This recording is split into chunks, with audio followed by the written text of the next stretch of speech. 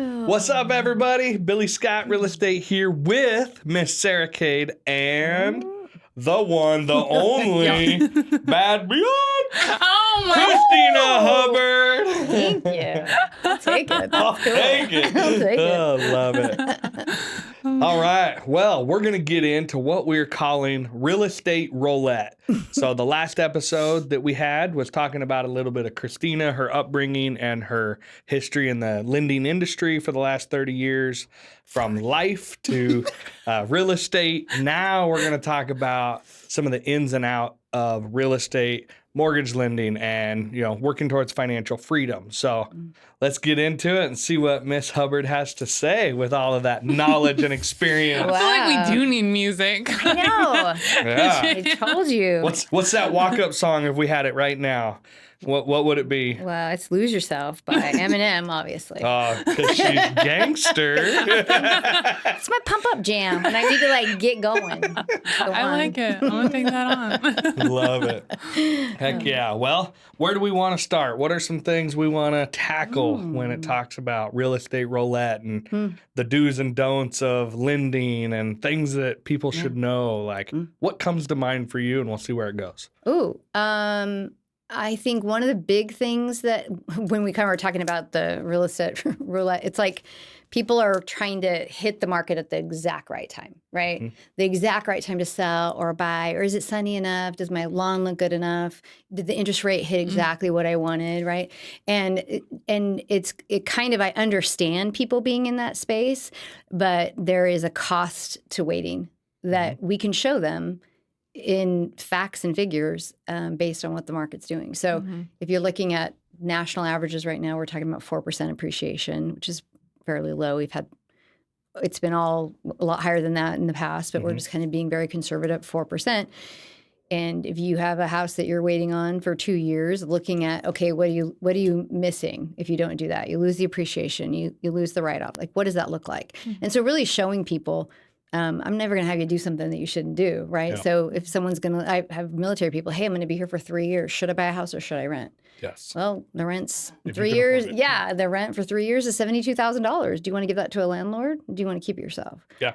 And put it in a home. So that, I would say that's one of the things people are, I want to hit it right when rates are doing this or that. Well, by the time consumers hear about what's happening in mortgage lending rates, it's over. Yeah. When the media gets a hold of it, rates are going up, they're going down, they're doing all this stuff. And we're all looking at it because we're a bunch of mortgage nerds and we're studying it all the time and we're in the market all the time. And by the time the media announces it, we're like, that was like 4 days ago. Yeah. Right? Yeah. So I feel like you just really have to have some trusted advisors, the people that you have on speed dial that you can talk to, and really get good information that's accurate information, because it's specific to everyone. Yeah.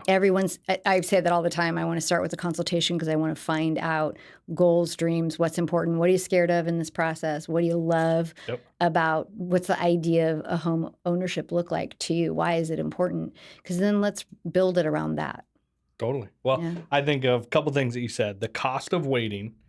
More people need to learn more about this. We all do. Because we think of, the typical buyer right now, first-time home buyer. Yeah. They're renting for $1,500 or $2,000 a month. Yeah. I don't know if we can find a home, or I don't know if we can afford it. Right. But, if we had to go up to a $2,500 mortgage, no, that's just stupid. I can rent for $2,000. Okay. Now the cost of waiting. Yeah. So let's just use the example you said, 4% appreciation. Yeah. So let's take an average home sale price, first-time home buyer. $400,000. $400,000. Yeah. So 4% is $16,000 a year. Times 2 years is $32,000. Like that's an annual average appreciation. That's not like set in stone. Like this will go up $32,000. Yeah. Sometimes it's more. Sometimes it's less. Right. Even if you're at 2%, that's $16,000 appreciation. So either way, do you want to pay somebody else's mortgage? Pay your own. Or do you want to pay your own? Yeah. And what about the tax write-offs that you receive from being a homeowner, or your closing costs that you're going to write off that year of taxes? Or points or taxes, insurance, all the things. The other thing I think I always put on my scale when I do a cost of waiting is people think, I'm renting, that's not going to go up. It's always going to go up. It's always going to go up. It's always going to go up. So sometimes I'll take that scale out to 9 years, and you can look, and I usually do a 9 or 10 year scale just to look at it, and you can literally see at what point on that report do you break even? At what point is it better for you to buy than to rent? And it's most of the reports I look at are real quick, within 2 years. Yeah. I just had a med student do this where he was like, I'm going to be here for they call it a residency now. So he's there for 3 years and thinking, I'm just going to rent. And it's like, well, hold the phone. Let's talk about this. And it was literally $72,000 in rent in 3 years. Jeez. And looking at the appreciation in the market that he's buying in California, it's like, well, hold on. You 100% need to buy. But they need to know those numbers and talk to those numbers with a mortgage professional that says, because you could get, I've had people that in a market where it didn't make sense. Like, no, you should actually, you're going to be here for a year and a half, maybe you should rent. But every situation is completely different. It depends what their tax liability are. What does their total income look like? You have to look at all of it. Yeah. So we do that a lot with people when they're trying to really time the market. The other thing I would tell you is if rates are a little higher than what you really want right now, get into the home. Yep. Get into the home. It's not a forever thing. You're not married to that rate. You can date it for a little bit. Maybe refinance it out in 12, 18, 24 months. We anticipate the market doing some major movements this year just from all of the technical indicators we're seeing right now. Yeah. So in a good way. And you guys are watching what's happening in the financial markets right now, right? People are losing a ton of money in stocks. And typically when that happens, people get out of the market and they go into mortgage-backed securities, MBS, because it's safer. It's 30-year money. So typically that means the more people add it, the cheaper it gets, right? Yeah. So that's when you start. So that's the indicators we're seeing right now for where rates are going, which is... That's a good little golden nugget. Which is good little insight. Yeah. So kind of watching that, like the T-bill, watching what's happening with that. So I can talk that stuff with people as long as they'll listen. Yeah. Nobody has a crystal ball about what's happening in the market, but we have indicators from previous years, like what has happened. You're also, they're talking about a recession worldwide. In the U.S. maybe not having as big as others, but when there is a recession, rates typically follow and go down. So there's some good economic indications that we're going to see things get better. But this is one thing I think about all the time, that interest rates go down 1%, 5 million buyers come into the market. So every wait a 1%. Minute. This is a conversation I have with buyers. Is like, we're waiting till rates drop. Mm-hmm. Okay. So let's talk about that. So you and your Uncle Bill and everybody else do, right? Yeah. So you mean right now you could buy this house for $400,000 and you may be at, 6.5%, 7%, whatever the rate is, whatever you qualify for. Mm-hmm. But in a few months, if rates go down around 6%, let's just say 6%, we get this big influx of buyers all over the country. Mm-hmm. Now that $400,000 house is going up in price because of demand. Mm-hmm. Supply and demand is a real thing. Mm-hmm. And now that same house that you were waiting on, that the seller had for 60 to 90 days on the market, they were willing to give more seller concessions or a discounted price to get it sold. Got it. Mm-hmm. At that higher interest rate. Now when rates drop, now you've got all this other buying competition. Mm-hmm. And now you're paying more for the same house. Mm-hmm. And you're running the price up when you could have done a better job of negotiating with less competition. Well said. So when people talk about when's the right time to buy, when you can afford it. Yeah, absolutely. Because usually you can justify it. I say that to them all the time. Can you live with this payment? Are you okay? Are we all right? Did we live this house?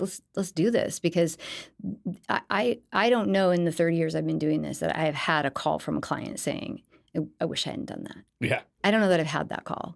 I've had buyer's remorse where people are like, I don't like the HOA fee. Let's get the house sold in the next year or whatever. I've had stuff like that. But really somebody to look at me in the face and go, bad decision, not in real estate. Mm-hmm. So let's talk about this. People talk about, oh my gosh, the crash of 07, 08. Yeah.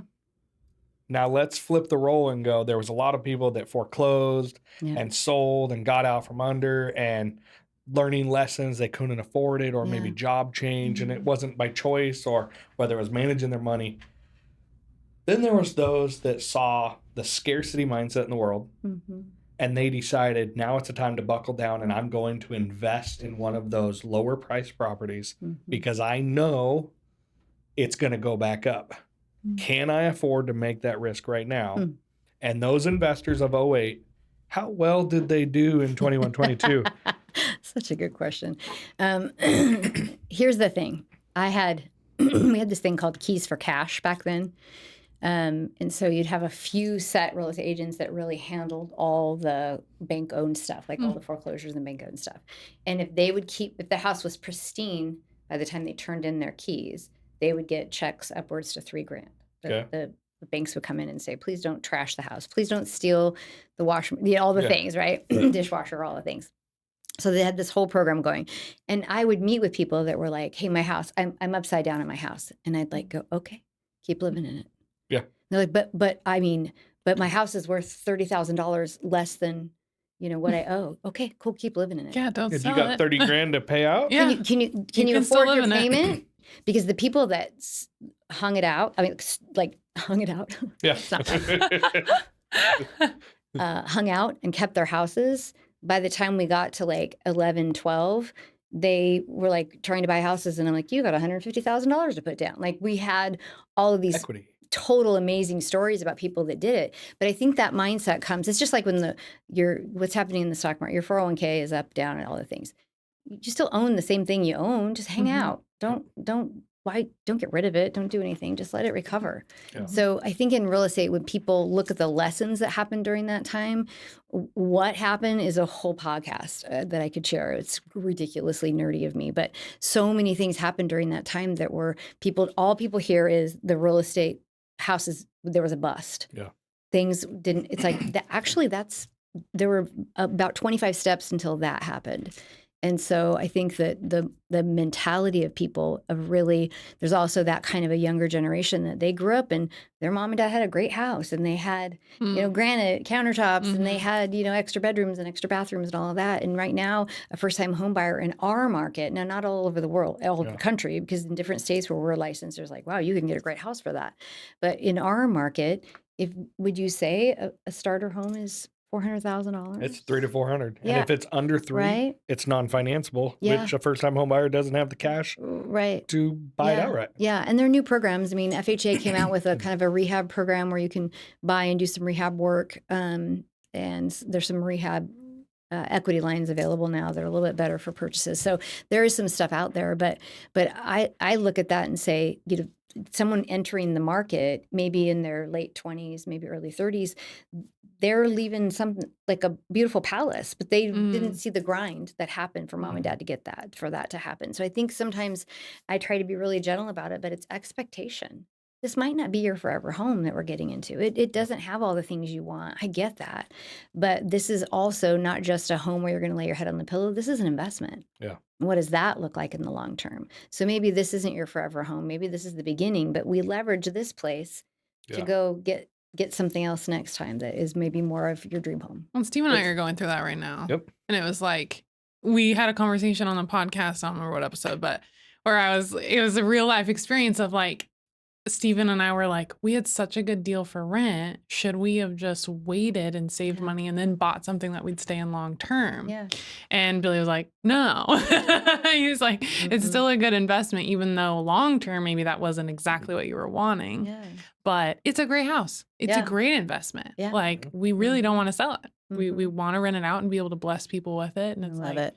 Mm-hmm. And that's how you create wealth through the power of real estate. Yeah. Yep. It's a little scary. I A little bit. Yeah, I think that's real. Yeah. I mean, I think that's valid that you'd feel that way. Mm-hmm. But looking at how that's performed, you're going to put a renter in your place. Yeah. Right. And that becomes a whole other income source for you. Somebody else is paying your mortgage payment now. Yeah. That's okay. Yeah. If there's any extra, I mean, you still have the write-off. I mean, it's kind of a cool deal. Mm-hmm. So there's a lot. We do a lot of right now, especially because of the way the market is moving. We do a lot of exiting residences. So my client is leaving their home. They maybe don't want to sell right now because they're just not sure, or they don't want to go through all the things to sell because they found something they really love. And so we do a lot of that where they rent that house out. We get the documentation we need to show that that's what's happening. I can't count, like if their house payment's $1,500 and they can rent it out for, $2,000, I can't give them the difference because I have no history of that income, Yeah. but I can offset that payment, right? So now they have, payments gone. so the payment's gone, and now we're just going to go qualify for another house. And when people get that, and then they have to live there for at least a year before they can do it again. But when people catch on to that, they're like, now wait, I can have, and so I've done that with hundreds of people that have done really well in real estate because they trust and listen and let you kind of help them manage that. And that's the thing where I have a lot of buyers and sellers talk to Kristina and her team, because when we talk about being financial advisors and like the lending gurus, when she says, I want to know about, what's your debt to income, what's your DTI, what's your overall here, what's your credit card debt, what's like, I want to know and have a consultation and get everybody involved. What's the numbers? Because a lot of buyers will be like, well, I know the interest rate right now is 6.65. It's like, oh, okay. Well, there's starting rate. 27 factors Right. that you either are raising your rate or lowering the rate or buying the rate down. There's so many different caveats to that. Right. You got to get in contact with your lender. Right. And Chris and her team will go through and dissect that and go, hey, maybe right now is not the right time to buy. Or maybe it is the right time to buy and this is how we can do it. Or it's the right time to buy, but here's your 3 obstacles and the things you need to do over the next 90 to 180 days to put yourself in a position to put a credit score right here, and you're going to be ready to strike. So, okay, the answer may be no, but there's going to also be a game plan of what to do from here, so you know what steps are going to be done. And another thing I think about is buyers seem to think their first home is their forever home. Right. And it's like, this is one of multiples that you will purchase on average, statistically speaking. So I know you want that $700,000 home. That's a home that you work up into. And by doing that, you buy that $300,000 to $400,000 first time home buyer house, and you put sweat equity into it, and you make it better, and you make it cute, and you make it desirable. So when you go to roll that into a rental, or you go to sell it, you're capitalize on the equity to move that into your next purchase. Now, over 5 years, maybe you have $60,000, $100,000 equity. Now it's not $100,000 is out of your checking account that you're putting towards a down payment. You're borrowing from this to put it on that next big purchase, and then you can sell or rent or whatever. It's creative financing, and it's thinking this is the first step, the first rung of the ladder. Yeah, $300,000 to $400,000 is what you can afford right now, but this isn't the long game. This is the sacrifice to build equity affordably to move towards that next goal. And then you can keep rolling it. Once you've lived there as your primary residence for 1 year, now you've obtained that house with a owner-occupied interest rate, so it's better interest rate, right? You sign a document at closing that says, my intent is to live here for 1 year, so you're fulfilling that obligation. Perfect. If you move a renter in there, and let's say now it's no longer been your primary residence for 2 of the last 5 years. So now you're dealing with some tax stuff. So there's other things that we would advise around, like now maybe that property, if you're going to sell that property, we roll it into another investment property, or we 1031 exchange that into another investment property so that you defer your taxes to later. There's things like that we can talk about, and I surround myself with wonderful attorneys and CPAs and financial planners that if I don't, and I'm not an expert in any of that stuff, but those people are. And so it's like, here's the scenario. Let's do the best thing for this client. What does that look like? So sometimes somebody will call me and say, I want to put down $100,000 on this house. And I look at their whole picture and go, okay, I'll totally do a loan for you for that. But do you mind if I make some suggestions about what I would do if it were me? And they're like, you. What does it sound like? Because I don't know that a lot of times that people in my position take the time. It's like, I'm not an order taker, right? If you want me to do something, I'll do it, but I'm going to do the best thing for you. I'm going to advise you to do the best thing. And sometimes $100,000 down isn't the best thing because I'm looking at your other financial buckets and going, they're not being filled up. Or I'm looking at your debt load and going, I can qualify at 5% down, but I don't know sometimes. Like I had a guy the other day that we were talking, his whole issue, I kept saying, tell me what you're feeling. Like, what scares you about this process? And he's like, stopped. Like, I think you couldn't believe I asked that question, but it's a sincere question. What scares you? And he said, what scares me is my wife and I went to college. We have tons of debt, student loan debt. And she is so about buying this house because they were going to have their first baby. And for them, they'd been saving all the time. They were ready. And he said, the thing that scares me the most is the student loan debt. I don't want to have it like it's freaking me out. And so I said, okay, can I restructure it the way that I would do it if you were my best friend? He's like, yeah. That's what I need. Is what I need. And so we restructured the whole thing. We ended up 5% down. He had great credit. We had the seller pay a MI buyout, so he didn't have mortgage insurance. And we took the rest of that money and we paid off those 2 of the student loans. We only had 1. So we got his net. We call it a nut. I don't know if I can say that on the podcast. Down to, saving him, even with buying the house, he was still saving $450 a month of outgo. Look at that. By just showing them, like, let's look at this a different way. Yep. I'll still do that way if that's really what you want to do, but let me get in there and get dirty with you and figure this out. Yep. And so it's nice when people trust us. And it's nice when I have agents that say, trust her and her team. They're going to do what's best for you. I say all the time, I'll throw myself in front of a speeding bus if you're doing something dumb financially. I'll stop you any way I can. Yep. And sometimes people will do it because somebody else will do it for them. I won't do something for somebody that's not genuinely the best thing for them to do. Well, that's one thing. When I refer Kristina and her team to clients who are looking for the right lender, we work with a lot of good lenders, and there's a lot of great lenders in the industry. Oh, totally. Yeah. I can count 5 or 6 lenders that just come to mind that they're great to work with. Yeah. But I would say when I hand a client and introduce them to Chris and do kind of a 3-way pass off of, say, so-and-so, Mr. Buyer, I want you to meet Kristina Hubbard and her team. I want you to be able to have a consultation with them, chat with her, take 30 minutes to an hour, and she wants to go over and she wants to dissect your portfolio and see where you stand. Yeah. And at the end of it, it's something I told Chris a while back. This is my favorite, actually. I go, if you do not call me in the next week and tell me that you absolutely love her and her team and what they did for you and like how they think outside the box towards creative financing, I owe you steak dinner. Thank the Lord, I ain't bought no steak dinners. I'm in so much trouble, But I would not say that if I did not have the amount of faith in you and your team of like, I know when you take a client, we've talked about this before, it's the golden egg. If you pass a client, you're going to hold them to that next highest standard. Not that your standard's changing. It's just like, if somebody refers you, it's like, oh my gosh, it's the highest, version of saying thank you and you trust me. It's a precious little egg. Like, it's precious. Like, we have to be really careful with it. Yeah. It's a big deal. Yeah, because it's people's lives. It is. And I think one of the things from our standpoint, from a financial standpoint, in my industry, and there are some great lenders, absolutely. And a lot of them I've worked with, or we've been together, we know each other, and there's respect, and we call each other and go, what about this or that? Or sometimes we pass stuff off to each other because I know they have it and I don't, or they know I have it and they don't. So that's really how this industry works, right? If you're doing your job with integrity. But I will say that the AI stuff that's going on from a lending standpoint, from a real estate standpoint, and the online ability for somebody, I mean, just having a financial calculator as a real estate agent and telling a client a payment is suicide. Like, you should never do that.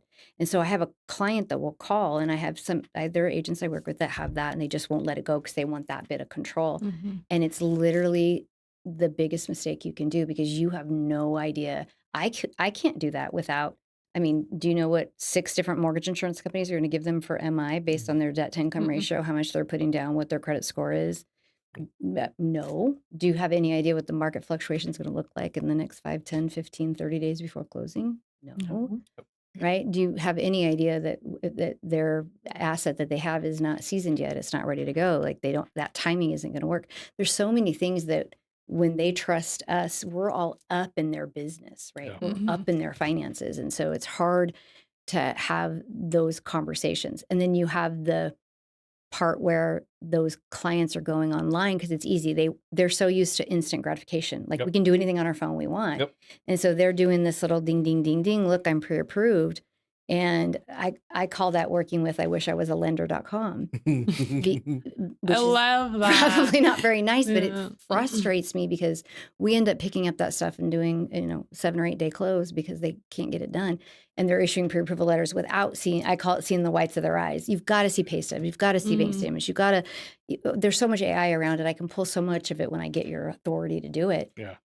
Without paperworking you to death, but let me get my eyeballs on it and then get an approval so that whatever you're shopping for, it's a real approval, Yep. not just somebody gave me a phone call and I talked to them for a couple of minutes and they said I'm okay. Yeah, they told me I made 150 grand. We're good, right? Yeah, and I have that conversation all the time. Hi, what do you make yearly? And they're like $80,000, and I'm like, cool, break that down to me. How much is that per hour? $28 an hour. It does not equate that. Walk it back for me. Well, I work a lot of overtime. How long have you been on the job? 3 months. Okay. Right? So, Yeah. but what they tell you and what they tell me, two very different things. Yeah. Right. Yeah. So there's a lot of assumptions that go on. Probably on both sides too, where they're like, my lender said this and this, and you're like, I don't think she would say that. Yeah. Right. Yeah. So we really have to be, really have each other's backs and take really good care of the client Totally. and giving them education. That's kind of why I have that educate and serve. Yep. Because I'm going to give them as much education as I possibly can so they can win. Totally. Yeah. So I want to ask a question, and this is something that a lot of sellers, Billy, why would I sell my house right now? I've got a 3% interest rate. Yeah. Okay. Well, I'm not your lender, Yeah. but you're looking at wanting to buy that next big property or, upsizing your house or wanting to buy some acreage. Maybe they want to town. downsize. Or We actually have downsize. that. Yeah, we have some people that want to downsize, Yep. but they don't want to give up their But they don't want to interest. give up their rate. Yeah. But they're only looking at their mortgage rate. God. But Yes. when Kristina gets a hold of them Mhm. and starts dissecting how much are they spending in student loans, how much credit card debt do they have, how much Mhm. vehicle Yeah. liability debt do they have, how high of interest, and then they run numbers, walk Mhm. through kind of a Yeah. basic scenario Yeah. of like how you can justify taking a 2.5 to 3% mortgage person that's just like, no, my interest rate's this. But they're not looking at all this other stuff. Walk through kind of a Yeah. scenario of what you're seeing Yeah. and kind of things that you can do to be creative or what you've experienced as an example. Yeah. So the 2.75, 3%, those low rates that happened in 2020 and 2021 were absolutely a false market. And so what happens is people are waiting for it to come back. So they're like, I'm not going to move. I've got 3%. I'm never going anywhere until I see 3% again. Yep. Well, then my next question to them would be, what's the return of investment on the $300,000 equity you have sitting in your home? What's the ROI? And they look at me like and blink and go, well, my rate's 3%. I'm like, no, what's the return of investment? You have $300,000 sitting in your house. What are you doing with it? And they have car loans and they have credit card debt and they have kids' student loans. They have all this stuff. So I run a blended rate scenario for them, which we actually plug in what is interest rate on each card?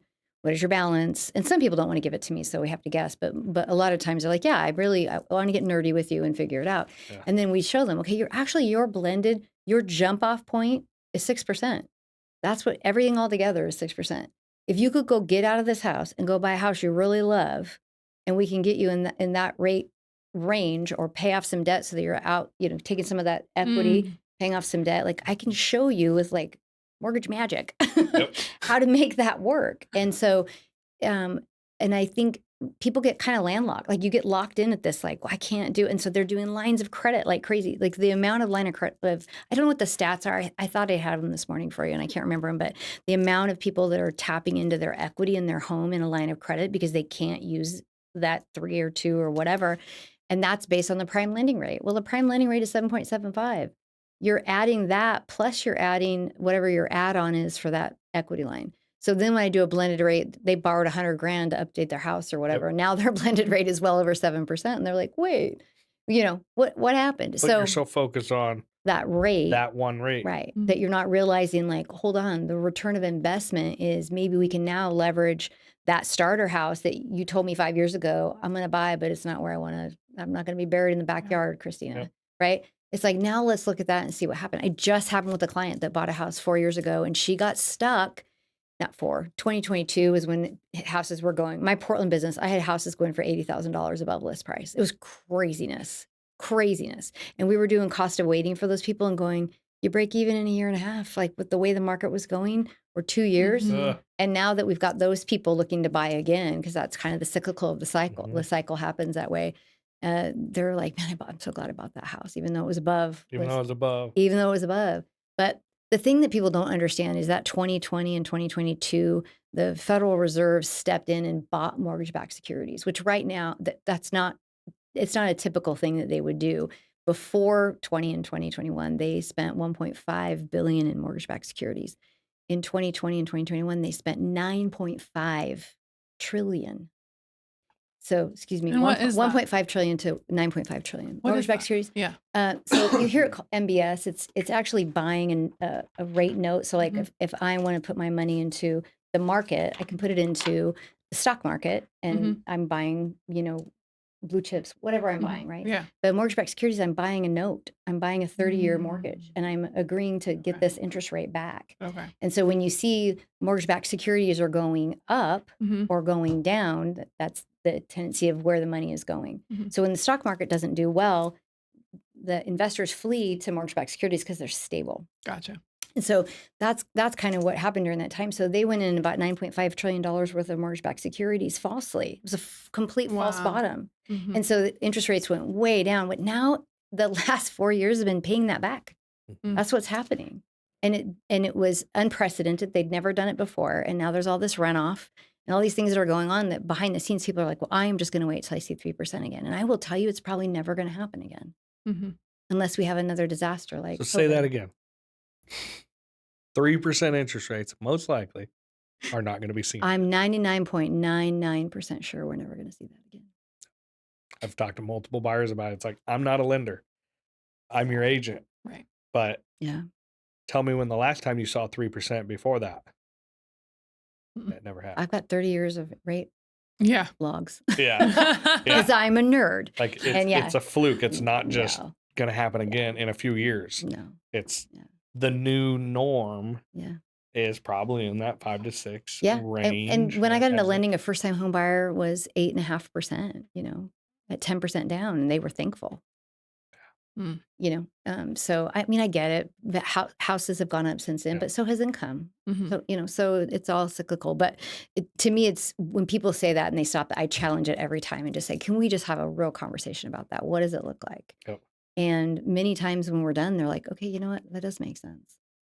Especially So- when you give them the cost of waiting. What does the cost of waiting mean? Mm-hmm. And when you start looking at, it's not just your rent is $500 less a month and you could save money. Mm-hmm. It's all the equity and the potential growth gain, Mm-hmm. all the tax write-offs on an Mhm. annual basis. Mhm. There's so much more. It's not just the monthly rent to Right. the monthly mortgage. Right. Yeah. Do you want to ask her the question that you got? We actually haven't really talked about it. So we talk a lot about like the first-time home buyers or people who are wanting to sell and that kind of stuff. But we got a question about like, well, what if you're like midlife, Yeah. like later in life? Mhm. Like, what do you do? Like retirement wise, like your Yeah. job, your like Yeah. investing or like you go through a divorce or whatever. Like, Mhm. where do you go So from there? we'll give a couple scenarios. Say you got somebody that's 40 to 50 years old. Maybe they got 20 years work left and they're kind of different point in their life, starting over, going, okay, I know I need to purchase. Life has happened, but I'm not going to be making good money after 20 years. Mm. I'm going to retire and I'm going to be Mhm. on a set income. Yeah. Mhm. Or like, what is the right time for that? How do we plan for that? Mhm. A couple scenarios that I thought about was, okay, sometimes at that point in your life, you're able to have a decent down payment and then just set up on a 20-year mortgage instead of a 30. Or when is it a good time to justify having a 20-year mortgage? Mhm. Is it another one of those when you can afford it, Mhm. you can do it because Mhm. it's justified and what you'll save in interest over the life of the loan is, Depending. Yeah. yeah. It So could be it's strategic. Yeah. each scenario is different. So those Mhm. were a couple of the questions of Yeah. how do you plan for maybe a generation that's planning on Mhm. less income, but being able to be paid off and not Yeah. be mortgage broke. Yeah. Yeah. It's a great question. So about 10 years ago or so, maybe a little bit longer. One of my really good friends, mom was not doing well. She needed to leave her home, but mama wasn't leaving that home. Like she had been on that farm forever. It was her place, a small little hobby farm, but her place. She wasn't going anywhere. And we tried all kinds of different things, and it ended up we needed like $9,000 a month for in-home health care for a nurse, which that long ago, because of her level, was still a lot of money. That's a lot of money. And we needed that total to help offset costs too of other things in the house. So anyway, my friend talked me into becoming reverse mortgage certified so I could take care of her mama, because it's hard to know who you can trust in something like that. And so reverse mortgage. A lot of people have heard about it. A mhm, lot of people don't know really what it means. they don't. And what they don't understand too is you can do a reverse mortgage to purchase. That to me is the most exciting thing that's happened, is that you can do that, because I have a client that's leaving Hawaii. They're getting cash for their house. They're going to have about $1 million, and they're coming in and going, what do I do with it? Well, they want $1 million house here, but I'm looking at all of their other, and all their money was in that house. I don't have any other accounts. There's nothing else.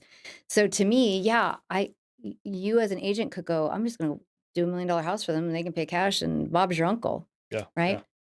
But that's not the best thing financially for them to do.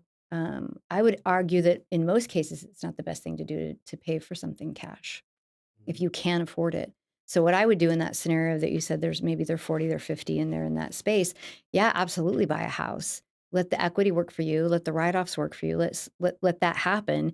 And then let's do a financial planning meeting when you're 62, and let's look at it, or before you're 62, and let's figure it out. Let's hook you up with a good financial advisor that's going to help you get to the point that when you are 62, you have enough equity in that house that we can do a reverse mortgage, get you out of the mortgage payment completely, and maybe have a line of credit set up. We call them a HECM. It's a second. It's like a second, but it actually gains for you in that amount. So it's hard to explain, but let's say I pay off the mortgage totally for this client. They can qualify for it. We pay it off. They have no mortgage payment. Then I put a line of credit in place after I've paid that off for $50,000 if they qualify. If they don't use it right now, my lines that we're putting in, they're growing at 7.2% last week. So you can just let that money ride. So now I'm meeting with people who, I was joking at my last seminar. I did a reverse mortgage class, and I said, sometimes I have an older gentleman that marries a young little chickadee. And then, you got to hear that. And 4 couples came up to me after that class, and 2 of them were like, here's my young chickadee. Like, what do we do? Because they're 10 years older, and they're afraid what's going to happen to her. And when you start planning with people like that and asking the hard questions, like, what's your Social Security going to be when he passes? Oh, mine's more, but we lose his PERS. Okay. Right. Or whatever the situation is. Or there's a widow, there's somebody that was married to him before, and they get the Social Security money, and you don't, because you haven't been married long enough. I have to help them plan for all of that. And a lot of that planning is, okay, let's look at paying off this mortgage. And in 10 years, let's say something happens to him. He's 80 now. So in 10 years, let's say he's no longer in the home. This line of credit's going to be worth, the one we did, that was going to be worth $102,000. And if she didn't use it, and she didn't need it because they were both working and both making money. So let it ride. Get rid of your mortgage, actually go have some fun, travel, spend time with family, that kind of thing. So what I love to talk, because everybody's different. So, but our grandparents, their sign of wealth, that generation, was that they own their home free and clear. That was their only goal. I'm going to leave my home free and clear so I can leave it to my kids. Number one, I have something to tell you. Your children don't want your house. They don't want it. They would like you to throw out half the stuff too. But they Mama? My mama too, who cannot listen to a podcast. She won't be able to. I think you're talking to Dina. Yeah, talking to Donna too. So, but what we're finding is that we tell them, bring your kids in, bring other people that are making decisions, and let them hear this. Because when I get the kids in there and they hear what mom and dad are really living on, and that they aren't coming to the kids' soccer game because they can't afford gas. Because of the price of everything, and they're on a fixed income. And when the kids hear that, they're like, do whatever. Take care of them. Because if they have a $2,000 mortgage payment, and all of a sudden I'm saying, I'm going to free you from a mortgage payment, you don't have another way to make money when you're retired. Like, unless you're doing some killer side hustles, but most people don't. have another 2.0 job. Mm. And so if you can get rid of a $2,000 a month mortgage payment, now you just got a raise in your retirement years, and now you're maybe doing some traveling or Yep. going places or whatever. So it changes people's lives. Perfect. Perfect. So yeah, I like that question a lot. And I just think just because that seminar you put on last month, and then overall, because it ties into that question that client had asked, and then thinking, how does it work when they think, well, what really is a reverse mortgage? And Yeah. can you give the simplified version of when you are making your mortgage, how you are taking it out of your equity in theory? Yeah. So a couple things. You have to be 62 or older. The older that you are, the more equity you have available to you. With whatever the T-bill is doing in the market, the T-bill is attached to this loan. So when it's performing and things are going well, you have more equity available too. So we can't lock the amount or anything until we get to that point. Yeah. But what happens is, if let's say I have 60% equity in my home. I've got 40% of my balance is still there, but I've got 60%, and I'm 65 years old. Okay. I could come in, if those numbers work and the value is there, and get rid of your mortgage payment. What happens is, assume you had interest being charged every month that you had to make a payment. It goes on the back side of the loan. So a forward mortgage is how we normally do things. They put money down, you pay a payment every month, all the things. A reverse is just that. It's in reverse. So instead of that payment, that interest is going to go on the back side of the loan, and we're going to show you an amortization schedule that shows you at this age you should be at this age you should be, and we're talking with my hands again. Yes. At this age you should have this much equity, and your balance should be this, and all the things. And so if you can get into a space where the numbers work, and they have to work, the age, the interest rate, all of it has to work. But when it happens, it's a beautiful thing, because now let's say that little one that has a chickadee that's 10 years younger, if he has to leave the home and she gets to stay in the home, there's no mortgage payment due until she's out of the house for 6 months. Then her heirs can sell the property, and whatever is owed on the property gets finalized by the sale, and the rest of whatever's left goes to the heirs. Yep. So people have all these misconceived ideas of the fact that, they're not going to own their home. The bank's taking their house. Thanks. Yep. If you ever see a reverse mortgage that is in foreclosure, the only thing that can cause that is taxes. If they aren't paying their property taxes and something happens. So that's one of the, we have capacity when we're making sure people have the capacity and the willingness. So capacity is, can we have this conversation and you're tracking with me? I'm going to have you go see a counselor to make sure that you're doing that mentally, physically. Are you available to understand what's going on? And we have all these safety nets now in place that the government put in place to protect people. Yep. So it's a whole different ballgame than it's ever been. And I have yet to close a reverse purchase that I have not gotten the biggest hug, the biggest embrace, the nicest thank you letters. People keep going, what's the catch? Yeah. Is the gig up? So it's my labor of love. My team, we are a reverse mortgage center now, and my team, Shelby on the team is now the reverse mortgage processor, which usually the company had one in the whole company. Now they have two. Oh, wow. Yeah. And it's in Albany. Yeah. Because I really wanted to make sure my people, because Albany, Lebanon, Corvallis, this whole area, they're very hands-on. They want to see the whites of your eyes. They want to come in person, especially in that age range. And so I wanted to have someone that was handling everything so that they didn't feel like they were being put off on anything. So that's been incredibly, it's been a labor of love, but very successful. And it's been, gets me up in the morning to be able to, because I love the Golden Age community. I love them, and I want to be able to help them. And they've been very misinformed through the years. I think that's a good summary of that. Very misinformed, and we've all heard horror stories or assumptions, and then it's like, trust but verify. So You bet. if you've got somebody that is kind of at that age in the golden years, wondering what they need to do, they're on a fixed income. I think more of these education classes to talk more about it, of like what you did in Albany there. I could do one a week. That's how many people want the demand is there. It's a matter of letting people know, because a lot of people just have an assumption. Right. So, well, and like the thing I was telling you about my client that's sold that house in Hawaii and had, $100,000, and their agent was like, let's go buy $1 million. Let's net whatever the fees were out of that, right? They had that much. They were going to come pay cash and had no other money sitting around.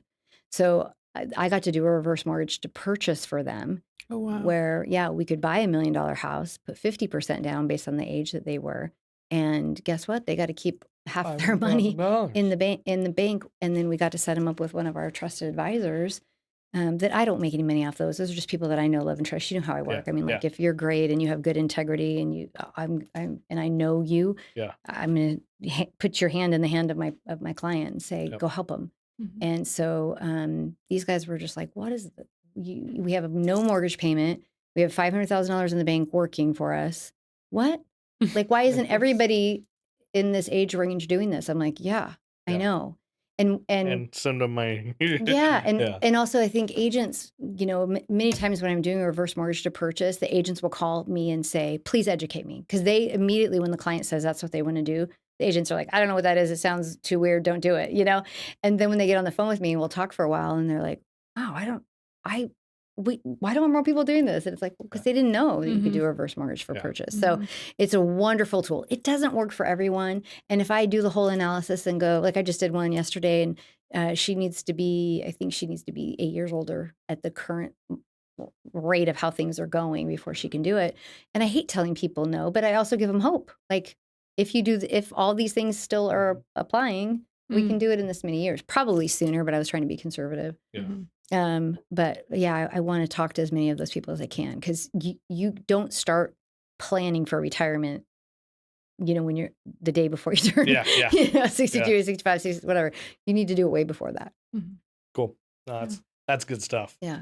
I know people are gonna dig that and want to ask more questions and say, tell me more. Like they're gonna want to know. So good. I hope so. Because it's a big passion of mine, and I can do 10 loans that are first mortgage, like the regular way, to one reverse, because they're that time consuming. Oh, wow. But I mean, I think the application page, I should ask Nicole, because she is the one on my team that runs in with me. And I told the client the other day, I go, yeah, I'm going to meet you to do your application. I think it's 125 pages. And they kind of snickered. And I was like, no, like, I don't know, but something like that. It's a lot. And so when they were done signing, he goes, I think that was 85. I was like, see, I mean, so it felt like 125. I under-promised and over-delivered. There you go. Perfect. But yeah, there's a lot to them. So, man. Yeah. Well, what are some other things that when you think about struggles or obstacles or challenges that people are facing, whether it's a seller side or a buyer side, generally speaking, in today's lending world? Yeah. What are some things that come to mind for you? Well, I think you and I talk about this stuff a lot, but it's repairing. Is the house financeable in certain price ranges? And if a house is $375 to $425, it's going to go like that. Yep. And so I think being really prepared to buy and act, not pressure, but act quicker. Yeah. I've had a couple of conversations with clients. They're like, I'm looking at 4 houses over the next 2 weeks. And I'm like, 2 How many weeks? are going to be there over 2 weeks? Yeah, the market's moving too fast for that. And it happens overnight. I always tell my team, when the market switches, it's a light switch. Yeah. On, off, it's just literally that fast. Yep. You could have 12 buyers on Monday morning, and on Wednesday, everybody's like gone. Yeah. That's And the I way think, it works. like when we talk about market, people ask the question, well, how's the market? Oh, like that's so open-ended. Like, and I kind of explain it as there's 3 different markets. There's your first-time home buyer, $300,000 to $500,000 range market, which will always be hot because you have every buyer that can afford to buy is in that market. For sure. And then as you get above 500 to a million, kind of that middle range market where, homes are staying on the market a little bit longer. Days on market is adding up depending on time of year. They need to be priced appropriately. That market has softened a little bit. And then the $1 million plus market, all right, that's gotten a little bit colder, more of that sitting, but you only have 10% of all the buyers can afford $1 million property. Maybe 50% can afford 500 to a million. Yeah. But 100% can afford that 300, closer range. So it's like you're competing with so many more buyers on the lower end market, which is your first time home buyer market. Which means you got to be ready. You got to be ready to strike. So when they talk about how's the market, the lower end is hot and it's real hot and it's warming up more. And this spring, we're getting a lot of activity as we come spring, summer. Like it's going to be a busy year. Well, and so busy. It's already, I think our leads doubled in 1 month. Yeah. Which is so cool, such a blessing. But I think one of the things in that middle market that I would add to that, and I think that was beautiful what you did. That was just a great way to explain it. The only thing I'd add to the middle is that those sellers in that middle range and buyers need to anticipate a contingency. Yeah. Because, Why do you say that? well, two reasons. One is most people going up to 5 to 7 have a house to sell. Mm-hmm. So they're going to maybe make a contingent offer on this next one. Yep. And the seller should probably anticipate that that's going to happen, that they're going to have to take an offer with a contingency or be more open to it, Mm-hmm. especially if they haven't found anything yet, right? So where everybody's kind of waiting on each other. However, what's changed in the market is bridge loans were like the bad, they were the bad words for years. And now I have 4 different types, 2 lenders that are doing them. Let's get into it. Oh, Bridge loans. Hold on, what time is it? Yeah. We got a couple minutes to wrap up. Okay. Yeah. I'm all wait. That's a whole This will be other. a good condensed version. And if people want to know We'll end more with about it. it, like Yeah. they want to dissect more, Yeah. they can reach out. But Yeah. give a well-rounded, Oh, condensed gosh. version of, I want to purchase this farm, Yeah. but I've got so much stuff to move. Yeah. I think I just want to buy, and then I want to have a Yeah. couple months that I can move all my stuff from one farm to another. Let's just use that. Yeah. So the ideal would be, let's say they own nothing on the house they're leaving, but your situation that you're talking about, like they have so much stuff, there's Yeah. no way. So that's a different type of loan. That's a bridge loan too, but there's a lender that has a temperament or a hunger for that kind of a loan. So they'll set it up a completely different way where they're bridging. So they're giving you all the equity in that house. Typically they'll leave about 20 to 25% still there, but they'll bridge the difference. And then the house that you can do that separately from, I can do a purchase for them with this, that down payment comes. Depending on who I sell it to, I don't have to count the debt against the house they're leaving. It depends on the person. Mm-hmm. So there's that. There is in fact, Go Mortgage, our company that we've merged with, has a proprietary program that we do, and it's buy now, sell later. Okay. So we guarantee now here's the caveat of it. It has to be at the time you list. So if you're listing this property, we got to get all up in there and say, if you really want to buy that house and you want to buy that house with no contingency, you're just buying it and we're closing, then we need to put the bridge loan contract in place right at the get-go. Because what that's going to say is you and the bridge loan investor are going to come to an agreement. They're going to have the last say on what the value is, what it could sell for. Okay. That seller of yours, our buyer, is going to say, worst case scenario, I'll take this money for it in 4 months. Okay. That everybody agrees on it, and there's a 2% fee to do that on top of your fee and top of the fees of that. But it's a 2% fee for them to do that money. If that house can't sell, let's say in 4 months you sell that house for $50,000 more, great, good. Wow. Then they make more money, wonderful. Yep. If they don't, we've got a guaranteed sell, and the bank that's doing the loan there's no contingency on that because they know it's selling. They see the contract, they know everything is going, and then we buy. There's not all the payments happening. Yeah. That's a huge one. So people like that loan. It just doesn't always work for everybody. yeah. So when you're thinking like that buyer, they don't want to sell their house, they want to buy first. They can come in, they're non-contingent. So the seller of that house they're purchasing, they're not submitting their offer that, by the way, behind the scenes, I need to sell this in the next 4 months. I got an agreement. No. They're coming in with a strong, we're doing we got a 25, 30-day pre-approval ready to close. go. Let's go. Yeah. And on the back end, this is all going to happen. Where normally, Right. somebody would list their Right. home for sale and say, hey, I want to buy this, but contingent upon the sale of this home. Yep. That makes sellers like, well, I got to wait for all these other moving parts to happen before you can purchase. Not that that's not a bad way to go. Yeah.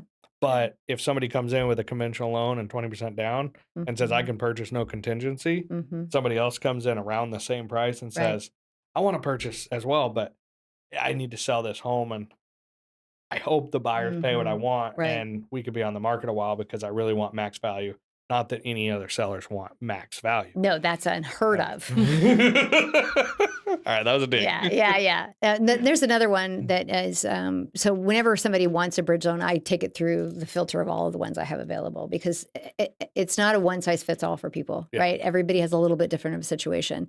And I have one that they'll lend a 70%, they'll do 75% of the value of the house they're leaving, less their mortgage. And that's the bridge part. But then they also finance 6 months of payments into that bridge on the sale, which is part of the net proceeds. So I might look at that and go, okay, I have $50,000 to put down. When I take all that into consideration, I have $50,000 to put down.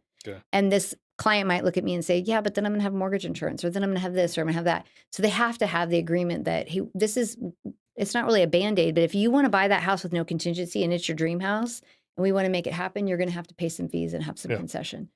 And so most of the time they still are excited about doing it. Sometimes they just call and put me through all the paces and I do the fire drill and they go, man, I don't want to do that. And I'm like, all right, we'll do it the regular way. But again, educate and serve. Those are my jobs. So I'm still going to give you all the ins and outs of how to do it. Yeah. I Love it. Good stuff. What do you think, Sarah? I love it. I love you. I love you. I love you both. You guys are rocking this thing. I'm excited for you guys. Thank you for having me here. It was fun. Thank you for coming and making time. Of course. Of course. You're a hustler. I know you got your time is full. You're helping so many people. Well, I have a 4 o'clock with Patrick. Patrick, if you're listening, I'm going to call you in a minute. So sorry. We got to get her out of here. All right, y'all. Yes. Show Kristina some love. Give us some love in the comments and show go. them some love. That's pretty cool. Go check her out. And if you want more information, send me a message and we'll get you guys connected. But yeah, thank you guys for watching. I guess. Thank you. Bye. Thanks, Chris. Yeah.